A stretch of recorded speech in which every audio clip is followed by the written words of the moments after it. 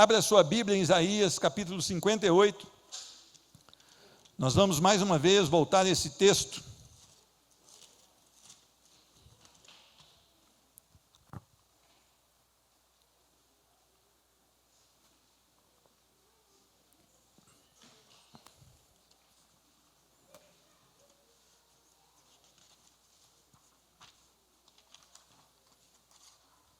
Isaías capítulo 58, versículos 1 a 11.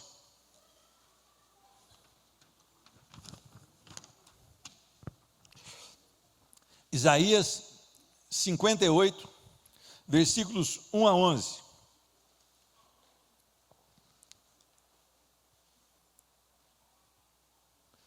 Diz a palavra do Senhor: clama a plenos pulmões, não te detenhas. Ergue a voz como a trombeta e anuncia ao meu povo a sua transgressão e à casa de Jacó os seus pecados. Mesmo neste estado, ainda me procuram dia a dia, têm prazer em saber os meus caminhos.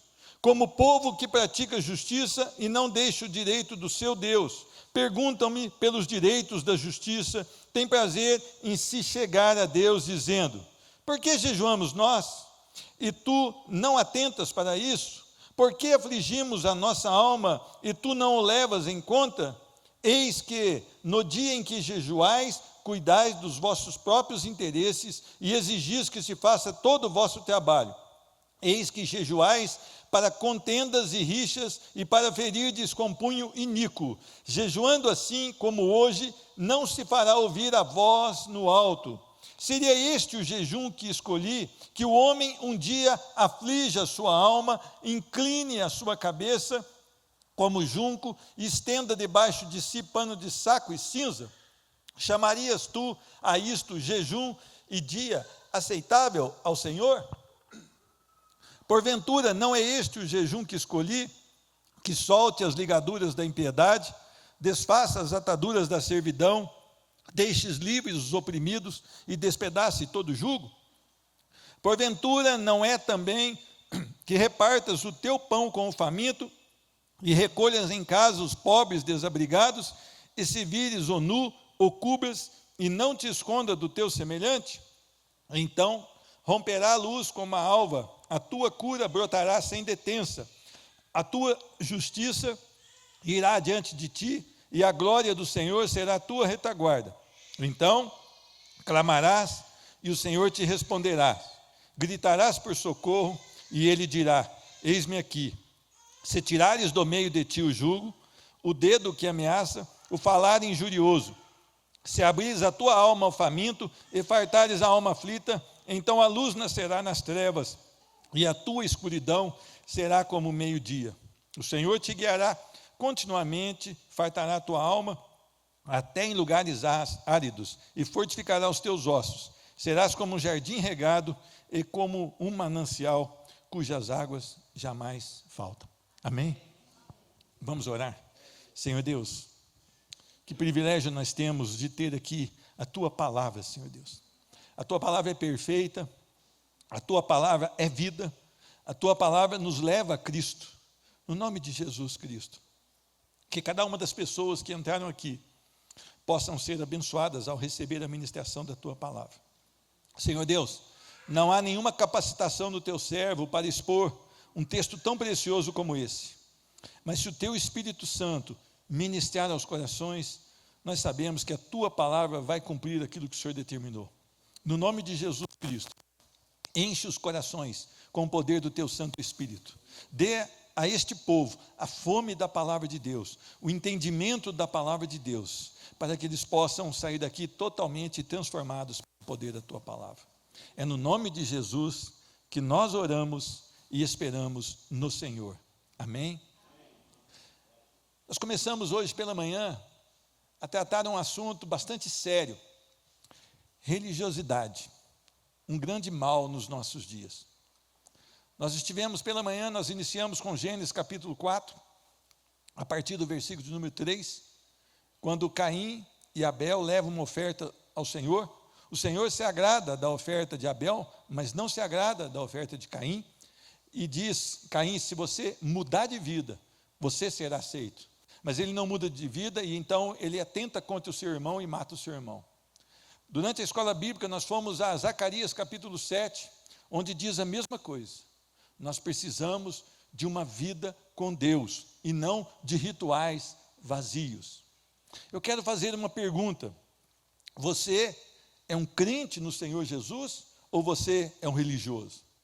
O religioso, ele faz todos os rituais que a igreja faz, mas ele não tem vida com Deus, ele não tem intimidade com Deus. Ele, dentro da igreja, ele parece que é um cristão, mas quando ele sai e coloca em prática, principalmente dentro da sua casa, sua própria família olha para ele e fala: não é um cristão. É interessante que hoje, as pessoas não têm buscado a palavra como deveriam buscar. E o Senhor sempre teve zelo em trazer a palavra até o seu povo. Quando o Senhor libertou, através de Moisés, aquele povo que estava escravo do Egito, o Senhor não só libertou, mas o Senhor fez com que eles caminhassem, e o Senhor foi junto com eles, a nuvem e a coluna de fogo, sempre presente junto com eles. E aquele povo caminhava um pouco e murmurava contra Deus, dizia assim: olha, nós vamos morrer aqui nesse deserto. Ah, por que o Senhor nos tirou lá? Será que não havia sepulcros no Egito, por isso Ele nos trouxe para o deserto? Então, o povo nunca compreende, ou talvez nunca compreenderá, a não ser que nasça de novo em Cristo Jesus, quão grande é o amor, o cuidado e a provisão de Deus nas nossas vidas. Deus é um Deus amoroso, é um Deus cuidadoso, longânimo, benevolente, mas é um Deus justo. Então nós temos que tomar um cuidado. Este povo aqui, eles estavam vivendo uma vida de aparência. Eles faziam o jejum, mas o jejum deles não chegava ao Senhor, porque eles não tinham vida com Deus. Meu irmão, se você tem vida com Deus, você ama a palavra de Deus, você ora, você luta para sempre fazer as coisas certas. Quando você vai tomar uma decisão aí fora, sempre há no seu coração aquele ministério do Espírito Santo dizendo: não vá por esse caminho não agrada ao Senhor, esse caminho transgride a palavra do Senhor. Então você ouve e aplica a sua vida à palavra de Deus. Quando você erra, mas você é um servo do Senhor, o Espírito Santo te traz a consciência que você errou, o coração que você errou, e há o arrependimento. O arrependimento é algo que existe todos os dias na vida do verdadeiro cristão. Eu quero aprender algumas coisas nesse texto, e a primeira coisa que eu aprendo é essa: o Senhor diz ao profeta: clama a plenos pulmões, não te detenhas, ergue a voz como a trombeta e anuncia ao meu povo a sua transgressão, e à casa de Jacó os seus pecados. Meus irmãos, o que você espera ao entrar aqui? Que eu diga: você vai ser feliz, você vai comprar um carro, você vai ganhar uma casa, você vai ser promovido, você vai ter uma boa poupança, você vai ter isso? Não, essa não é a palavra do Senhor. A palavra do Senhor, ela vem dizendo: clama, grite, mostre ao povo as suas transgressões, mostre ao povo os seus pecados. Meus irmãos, o problema do nosso Brasil, ela não está em primeiro plano na desigualdade, na corrupção dos políticos, ela não está em primeiro plano de ser um Brasil que é desorganizado. O problema do Brasil é na geração que se chama cristã, e essa geração tem pecado contra o Senhor. Quando ele diz aqui, clama ao pleno pulmão, ele está clamando a quem? Ao meu povo. Nós muitas vezes temos falado: olha, o Brasil está desse jeito porque o ímpio não se converteu. Não, o Brasil está desse jeito porque nós, que chamamos pelo nome do Senhor, não estamos como deveríamos estar, firmes na palavra do Senhor. O problema do Brasil não é o ímpio, o problema do Brasil é os que se dizem crentes, não são, e não têm amado a palavra de Deus como deveriam. O Senhor, Ele fala contra o povo, A palavra do Senhor, ela não é para levantar o seu ego, ela é para exterminar o seu ego. A palavra do Senhor não é para te colocar para cima, é para te colocar de joelhos e com a cabeça no pó. Essa é a função da palavra do Senhor. Se a palavra do Senhor disser, você é bom, você já se acha bom, você vai se sentir ainda melhor. E você vai ser enganado, mas a palavra de Deus não diz que você é bom. Ela diz, todos pecaram, foram destituídos da glória de Deus. Quer dizer, todos, eu e você, pecamos. E fomos apartados da glória de Deus. Então nós precisamos de Cristo Jesus. Nós temos uma necessidade. Nós temos a necessidade de perdão de pecados. Meus irmãos, os pecados que nós temos cometido, muitas vezes nos afastam da presença do Senhor. Olha o que diz aqui no capítulo 59, versículos 1 e 2. Eis que a mão do Senhor não está encolhida, para que não possa salvar, nem surdo o seu ouvido, para não poder ouvir. Mas as vossas iniquidades fazem separação entre vós e o vosso Deus. E os vossos pecados encobrem o seu rosto de vós, para que não vos ouça. O problema nunca foi com Deus. O problema sempre foi e sempre será com nós, os homens. Porque quando Neemias faz a sua oração, que ele é enviado por Deus para reconstruir os muros, as portas de Jerusalém, na oração que ele faz, ele diz, todos temos pecado contra o Senhor. Quando Daniel está ali na beira do rio, que ele ora, ele diz, todos nós temos pecado contra o Senhor. Nos resta é corar de vergonha. Agora vem essa geração de crente, ou também chamado de evangélico, 2019, acha que é louca por Jesus, acha que é apaixonada por Jesus, mas não tem uma vida com Cristo, não reconhece que tem pecado. A palavra do Senhor diz, se o meu povo, que se chama pelo meu nome, quem são esses? Eu e você, que dizemos a todos em voz alta, sou um crente do Senhor Jesus, sou um cristão do Senhor Jesus, não é isso? Se o meu povo se humilhar, orar, me buscar e se converter dos seus maus caminhos, então eu ouvirei dos céus. O que ele fará? Perdoarei os seus pecados. E agora, sararei a sua terra. O problema do homem é o pecado, lá no começo e até o último dia, ao ressoar da última trombeta. Sempre o nosso problema será o pecado, mas as igrejas não têm falado no pecado, porque se elas falam no pecado, a igreja se esvazia.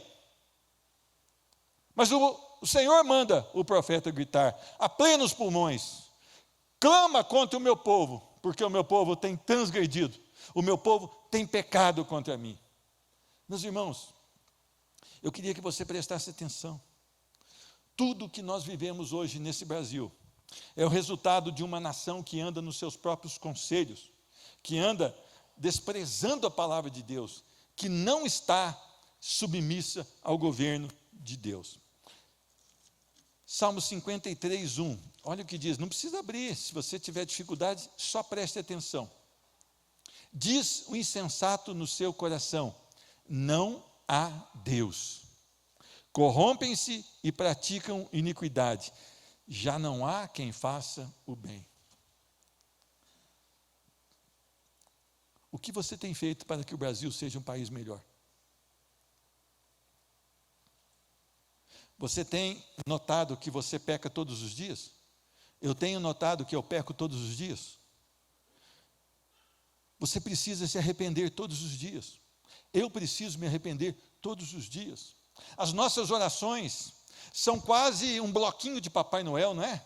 Senhor, me dá, me dá, me dá, eu quero, eu quero, eu quero. As nossas orações deviam ser, Senhor, Tu és grande e poderoso, eu sou um miserável e tenho pecado contra o Senhor. Esse deveria ser o teor principal das nossas orações. Sou miserável e pecador. Meus irmãos, o dia que nós entendemos isso, nós viveremos de joelhos. O dia que nós entendemos isso, nós vamos parar de olhar para quem está fora. E nós vamos olhar para quem está dentro. E nós vamos juntos caminhar numa vida de submissão, oração, uma vida de diligência na palavra, no cumprimento da palavra de Deus. A segunda coisa que eu aprendo, versículo 2: mesmo neste estado, ainda me procuram dia a dia, têm prazer em saber os meus caminhos, como o povo que pratica justiça e não deixa o direito do seu Deus. Pergunta-me pelos direitos da justiça, tem prazer em se achegar a Deus. Na versão viva, Bíblia Viva, diz: para eles que finge ser tão religiosos. Vêm ao templo diariamente e se mostram muito alegres em ouvir a leitura da minha lei, como se obedecessem a ela. Será que isso mostra a minha vida e a sua vida? Como se não desprezassem os mandamentos do seu Deus.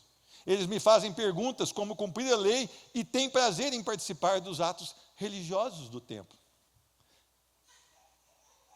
Será que nós estamos sendo assim, um coroinha?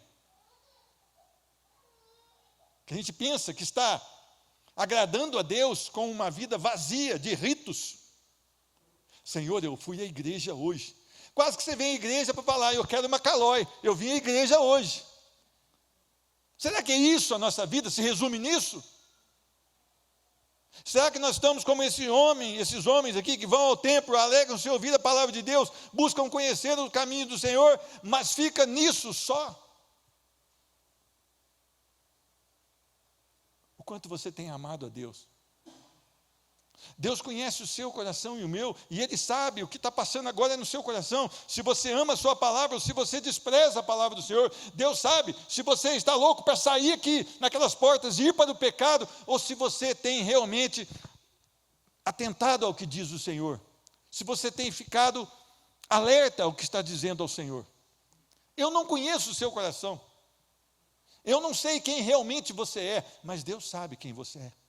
Na intimidade do seu quarto, hora que você estiver sozinho, Deus conhece o seu coração, e Ele sabe se você entra no templo para adorá-lo em espírito e em verdade, ou se você entra como um ritual vazio. Meus irmãos, o Senhor nos traz um alerta importante. O Senhor está tratando a religiosidade, um grande mal de hoje. Algo que nós achamos que vamos para o céu porque passamos pelas águas. A maioria das pessoas que passam pelas águas nem sequer ficam no caminho do Senhor, porque elas vieram professar algo que não tinha acontecido na vida delas. E como eu não sei, os pastores não sabem, os líderes de grupo não sabem, nós realmente aceitamos a palavra dela de que ela realmente nasceu de novo. Mas a maioria delas participou de um ritual vazio.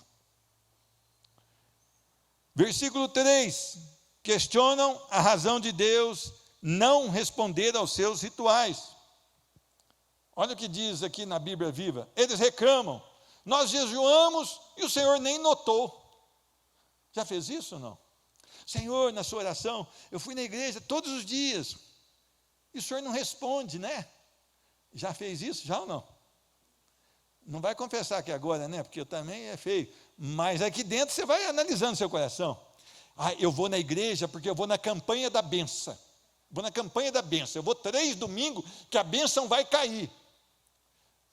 Se você me mostrar onde tem isso aqui na Bíblia, eu calo a minha boca, desço desse púlpito e nunca mais subo.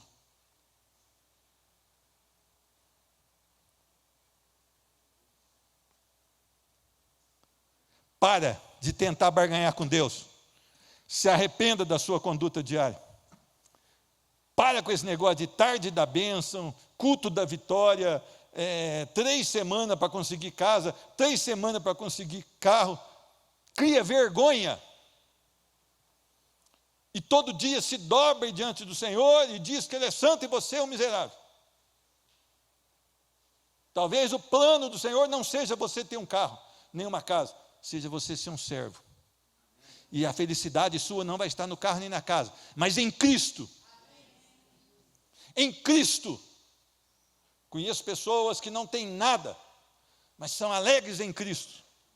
Estão à disposição de Cristo, até por não ter nada, elas têm a facilidade de ir onde Cristo manda. Porque quando a gente tem alguma coisa, Cristo manda, a gente fala: não posso, Senhor, tem coisa aqui para administrar.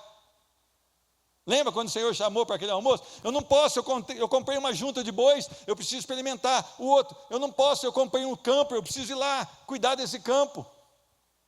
Aí o Senhor falou, vai, entra para as vielas, entra para todo lugar e traz as pessoas para cá.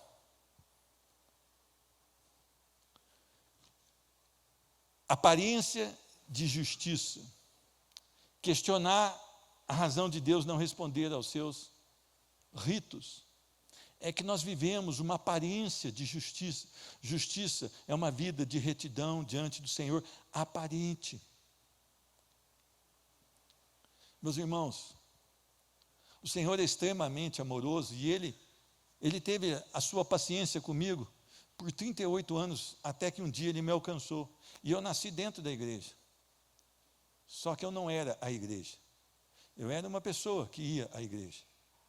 E hoje Ele continua tendo a paciência comigo, que eu sou um crente imperfeito. Mas Deus é tão amoroso, e eu quero mostrar para vocês entenderem o amor de Deus. Mesmo nós sendo imperfeitos como somos, mesmo nós muitas vezes não dando importância à sua palavra, Ele vai, nos alcança, nos transforma e nos santifica. Ele é extremamente bom para conosco. Nós não merecemos nem sequer entrar dentro desse tempo para orar a Ele, mas Ele nos permite. Isso é uma graça, é um favor de Deus. Então nós temos que parar de questionar, por que nós jejuamos e o Senhor não nota? É que no dia do jejum, vocês pensam em ganhar mais e mais dinheiro. É porque vocês maltratam e exploram seus empregados. Então, no dia do jejum, eles estavam com a mente na sua vida material. Eles não estavam ali trabalhando, mas eles colocavam peso sobre os seus funcionários. E é interessante que muitas vezes assim nós somos. Nós temos procedido dessa maneira, muitas vezes. E o Senhor nos traz esse alerta hoje, para a gente mudar. Versículo 4 a 7, é preciso uma vida com Deus e seus princípios. O jejum verdadeiro não é um ritual externo, envolve vida de piedade. Piedade não é da cesta básica, piedade é amor às coisas de Deus. Eu amo viver a palavra de Deus, eu amo obedecer a Deus, eu amo louvar ao meu Deus, eu amo viver para a glória do meu Deus. Essa é uma vida de piedade, uma vida de humildade. Humildade, ela é no sentido para com os outros. Eu considero o meu irmão superior a mim. Isto é humildade. Humildade não é ser pobre, não, meu. Humildade não quer dizer com a faixa social da pessoa.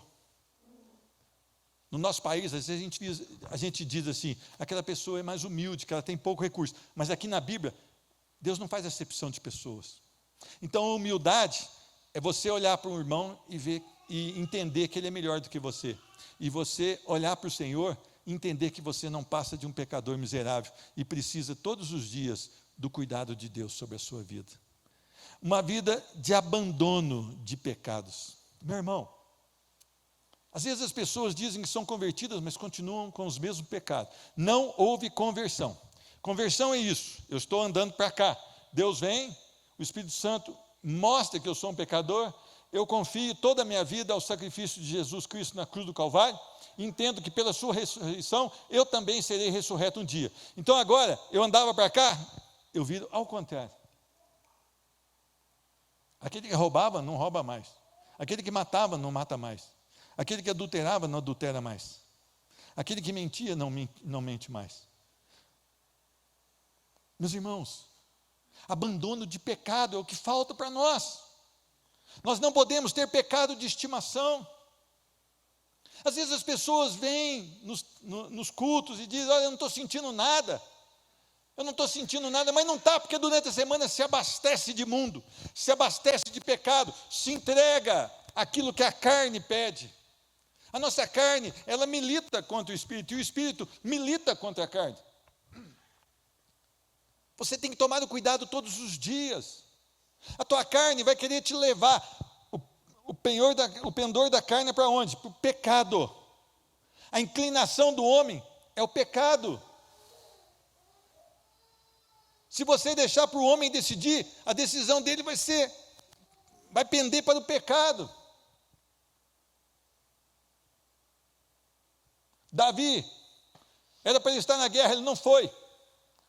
Ficou dormindo até tarde. abriu lá a cortina lá do seu sótão. Era para ele estar na guerra, mas não estava.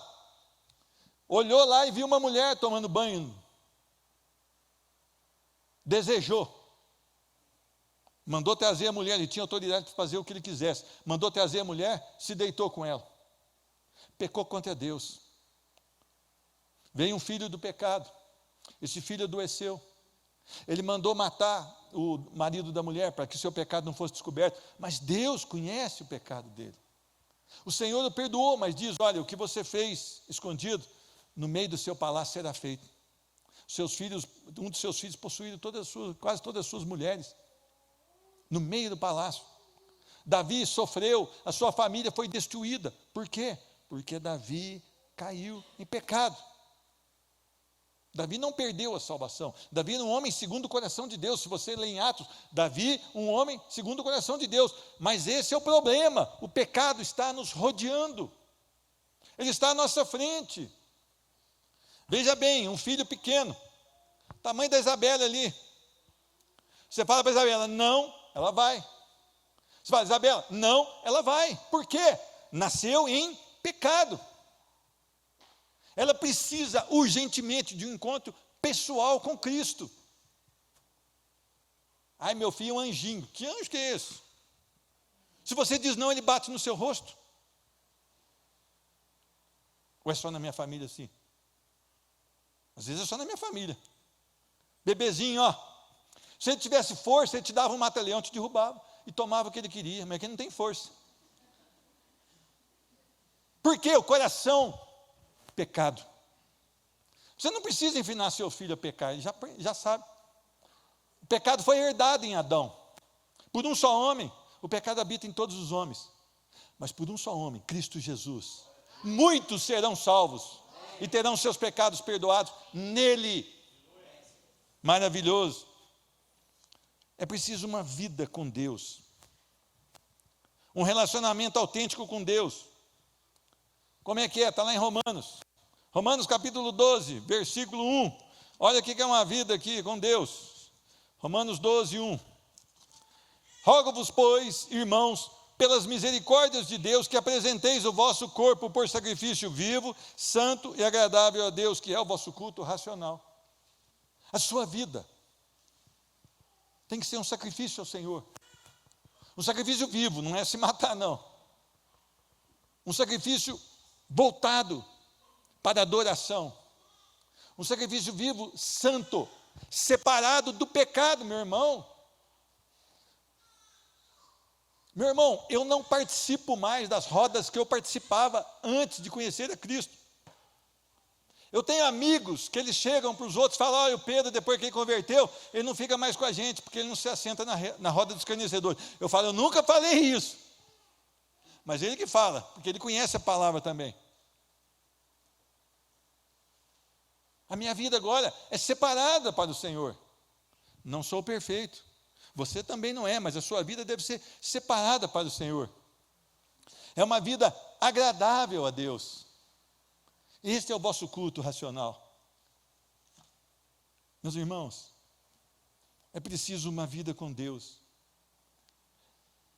Hoje eu estava comentando com a igreja que eu estou lendo Salmos e cheguei aqui por volta do Salmo 48 em diante e eu vi quantas coisas estão erradas na minha vida, meditando na palavra do Senhor. Muitas vezes nós gostamos de ler a palavra para quem está ao nosso lado, né? Nós precisamos ler a palavra para nós, ou seja, contra nós, contra a nossa soberba, contra a nossa arrogância, contra a nossa pretensão de achar que somos melhores que os outros. Nós precisamos que essa palavra venha produzir mudança em nosso coração. E eu vi e me deliciei e agradeci ao Senhor, quanto eu tenho estado distante da palavra do Senhor. Quando eu começo a ler o mesmo texto que eu já li inúmeras vezes, e pela misericórdia de Deus, o Espírito Santo vem mudando o meu entendimento. E é interessante que eu não consigo pensar em ninguém, que esse texto que eu estou lendo serve para minha esposa, serve para meus filhos. Eu começo a entender que aquela palavra está falando só para mim. É como se eu passasse de frente a um outdoor e tivesse ali um texto da palavra falando: Pedro, muda de vida. E eu acho isso maravilhoso. Eu creio que Deus, Ele é cuidadoso e amoroso a ponto de ir até o Pedro e falar: Pedro, às vezes você pensa que você está bem, você não está bem. Olha aqui a minha palavra, o que ela diz que você precisa mudar. Isso é amor, isso é cuidado, isso é benevolência, bondade, longanimidade, pavio longo. Isso é Deus ministrando em nós e através de nós. Eu aprendo mais uma coisa: o Senhor responderá ao servo que vive a palavra de Deus. Versículo 8, não precisa ler aí, que eu vou ler numa linguagem mais fácil aqui. Se vocês fizerem isso, Deus lhe dará uma luz mais brilhante que o sol. Ele vai curar todos vocês no instante. A sua piedade vai servir como proteção para os seus passos. E atrás de vocês a glória do Senhor os protegerá. Então, quando vocês gritarem, o Senhor responderá. Quando vocês pedirem ajuda, Ele dirá: eu estou ao seu lado. Isso acontecerá se vocês deixarem de escravizar os seus servos, se pararem de fazer ameaça e de espalhar mentiras. O que vai acontecer quando a minha vida se volta para o Senhor em verdade? As coisas começam a ser diferentes. Meus irmãos, há tantas promessas de Deus nesse livro, há tanto cuidado de Deus nesse livro, há tanto amor de Deus nesse livro chamado Bíblia. Não adianta você abrir a sua Bíblia no Salmo 91 e pôr num pedestal e deixar na sua casa. É preferível que você ponha uma ferradura atrás da porta. Eu acho que você vai estar pecando menos contra Deus. Porque a Bíblia é para ser lida, é para ser meditada e para ser aplicada nas nossas vidas. E ela não serve como proteção só por estar aberta. Ela não tem isso. A Bíblia aberta sem você ler é julgamento, é juízo para a sua própria vida e sua casa. Porque no final dos dias, o Senhor vai falar: essa Bíblia estava lá e você nem se atentou para ela. Então eu quero que você entenda: o Senhor responde ao servo que vive a palavra de Deus. O Senhor responde, e nós temos resposta do Senhor, é algo maravilhoso. Olha, o homem mais importante do Brasil hoje é o presidente Jair Bolsonaro. Você não consegue falar com ele. Se você resolver agora: eu vou ligar para o Bolsonaro, ele não vai te atender. Você nem o número dele você não tem. Mas se você quiser ir no canto do seu quarto e falar: Deus, eu tenho pecado contra o Senhor, mas eu quero uma vida nos padrões da sua palavra. Eu não sei nem como começar, Senhor Deus, mas eu quero viver para teu louvor. Diz a palavra que Deus não rejeita a sua oração. Ele não rejeita a oração de um homem temente a Deus. E você tem acesso ao Pai. Sabe por quê? Porque um dia Cristo veio e morreu na cruz e a cortina do templo rasgou. O véu que impedia nós de entrarmos no Santo dos Santos rasgou, e hoje nós temos livre acesso por meio de Cristo Jesus, único mediador entre o homem e Deus. Agora é interessante, as pessoas querem conversar com o presidente, com o governador, com o prefeito, com alguma autoridade, mas não querem conversar com o Rei dos Reis e Senhor dos Senhores, com o Criador de todas as coisas. É isso que falta para nós, deixarmos a religiosidade de lado e vivemos a viva esperança chamada Cristo Jesus. Só Ele pode mudar a nossa vida e nos envolver de uma maneira que o nosso coração passe agora a querer e desejar Cristo. Aí é o pendor do Espírito, então não mais da carne que governa a minha vida, mas o pendor do Espírito. E eu vou ser cheio de Deus, e eu vou amar as coisas de Deus, e eu vou desejar fazer as coisas do jeito de Deus.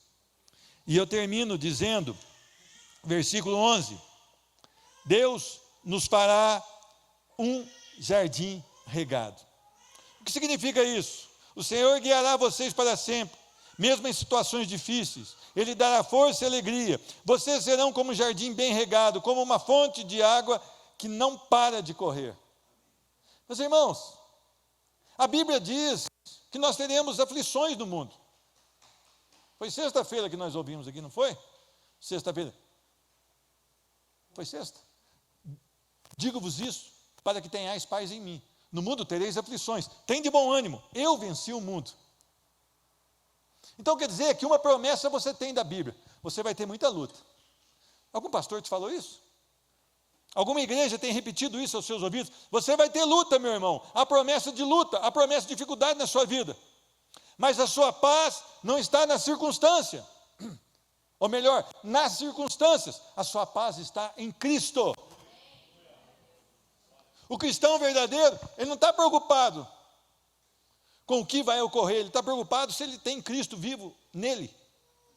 Porque assim ele passa por uma doença. Assim ele passa por um problema financeiro, assim ele passa por um problema de perseguição, assim ele passa por um problema na sua família, de relacionamento dentro da sua casa, assim ele vence, porque a sua paz está em Cristo e não nessa situação. Quando nós não estamos em Cristo, essa situação desmancha a nossa vida. Nós ficamos extremamente preocupados a ponto de quê? De entrarmos em crises. E muitas vezes enfermidades se aproveitam desse estresse e tomam conta também da nossa vida. Cristo é a nossa segurança. O Senhor Jesus diz assim, olha, se você quiser ser meu discípulo, olha o que ele diz. Você vai ser feliz, é? Não. Negue a si mesmo. Mata seu eu, mata seu ego, derruba tudo que é teu. Negue seus sonhos, seus projetos, arquive tudo. Jogue tudo no cesto de lixo, que agora você vai viver do meu jeito. Tome a sua cruz. Meu Deus do céu. A cruz quer dizer vergonha, humilhação, sacrifício, morte. E siga-me. Então agora, eu quero dar uma notícia para você.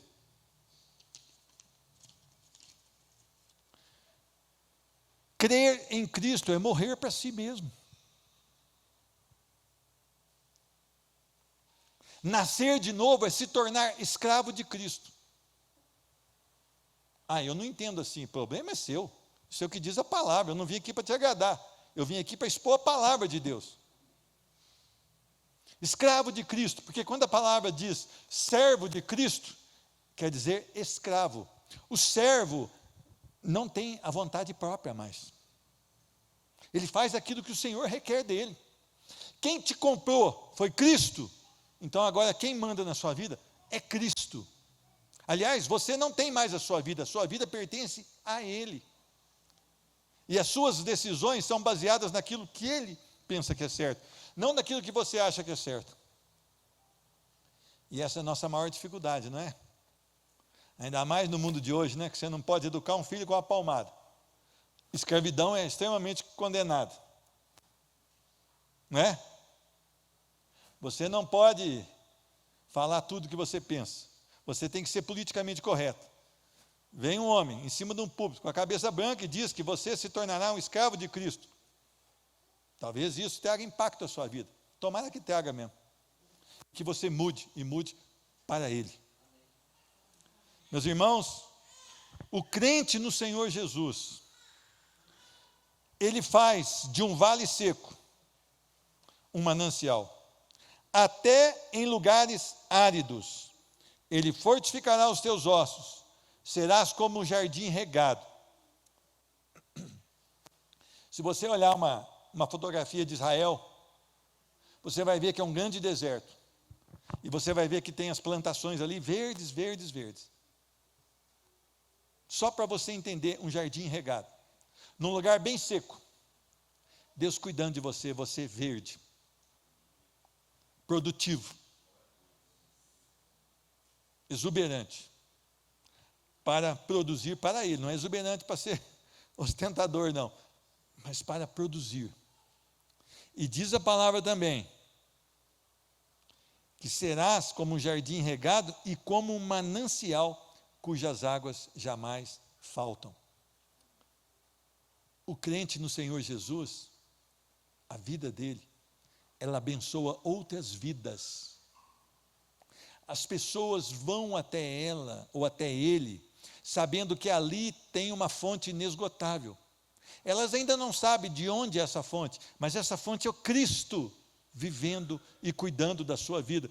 Então talvez você esteja com alguém lá na sua família, muito ruim no hospital, mas você é tão apaixonado por Jesus, e Jesus cuida da sua alma, até nos lugares secos, e você se torna um manancial naquele leito de enfermidade, e você dá um testemunho maravilhoso a respeito da pessoa de Cristo, e as pessoas querem ir no quarto que você está, porque elas querem conhecer um pouco mais de Cristo, porque eles veem em você Cristo, eles veem em você uma grande oportunidade de se aproximar das coisas de Deus, porque você, estando passando por um vale, você ainda assim reflete a glória de Cristo. Isso é melhor do que conquistar coisas dessa terra. Essa segurança, ela é eterna. A segurança dessa terra, ela não dura nada. Você pode conquistar coisas e amanhã ficar doente, morrer e não usufruir de nenhuma delas. Mas se você é conquistado por Cristo Jesus, você pode morrer agora, ou morrer daqui a 10 anos, ou daqui a 20, ou daqui a 100, você vai viver na eternidade com Cristo Jesus. Vida eterna com Cristo Jesus. Isso deveria ser aquilo que te atrai. Amém? Glória a Deus. Nós vamos orar no nome de Jesus. Convidar o pastor Gerson, está aí? Pastor Gerson, vem orar pela igreja, abençoar a igreja no nome de Jesus.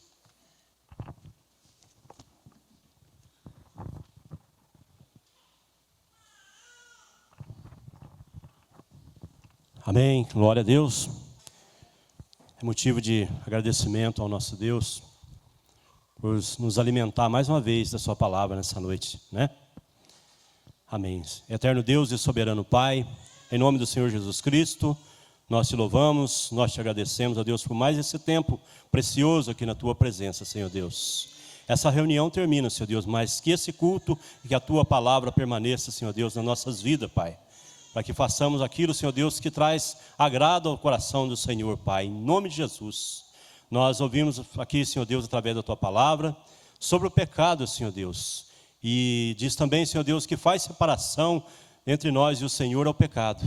Mas a Tua palavra diz também, Senhor Deus, que é para sujeitar ao Senhor e resistir o diabo, e ele fugirá de vós. Deus, em nome de Jesus Cristo, ó Pai, só tem uma maneira, Senhor Deus, do diabo fugir de nós, Senhor Deus, é não fazer a vontade dele, e nós dependemos do Senhor, Pai Celestial, em nome de Jesus Cristo, ó Pai, que o Senhor nos dê força, Senhor Deus, para fazer a Tua vontade, para andar nos Teus caminhos, Senhor Deus, em nome de Jesus Cristo, ó Pai. Nós entregamos mais uma semana na presença do Senhor, nós declaramos a nossa dependência no Senhor, Pai, no trabalho, na escola dos nossos filhos, Senhor Deus, em nome de Jesus, em tudo, Pai, nós somos dependentes do Senhor, Pai. Te agradecemos e entregamos a Ti, Senhor Deus, as nossas vidas, Senhor, em nome de Jesus Cristo, ó Pai. Que a paz do nosso Senhor Jesus Cristo, o grande amor de Deus, a consolação do Espírito Santo de Deus esteja com essa igreja e todo o povo de Deus. Vamos na paz do Senhor em nome de Jesus. Amém?